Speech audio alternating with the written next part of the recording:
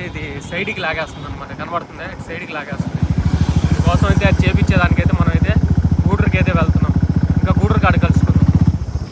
మీకు క్లారిటీగా చూపిస్తాను చూడండి, తెలుస్తున్నాను కదా చూడండి. స్ట్రైట్గా పోవట్లేదు, ఇటు సైడ్కి లాగేస్తుంది. ఈ లైన్ దగ్గరికి వెళ్ళిపోతుంది చూడండి.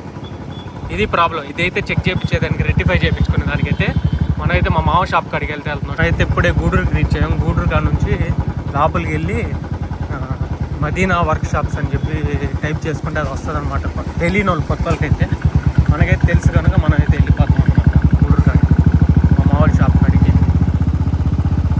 వీడియోస్లో కరెక్ట్గా మా మామూలు షాప్ చూపించాలనుకుంటా, చూపించలేకపోతా. ఇదిగోండి ఈసారి బాగా చూపిస్తాను మా మామూలు షాప్. ఇదే మా మామూలు షాప్.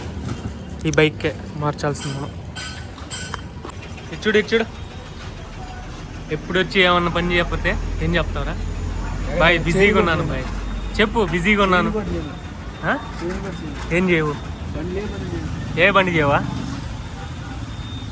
సాయంత్రం అయ్యేటప్పుడు జీతం తీసుకెళ్తావు కదా. పర్లేదు, ఈరోజు తీసుకోవా? ఈరోజు తీసుకో అంతే కదా. ఈరోజు తీసుకో అంతే కదా. అంతేనా కదా?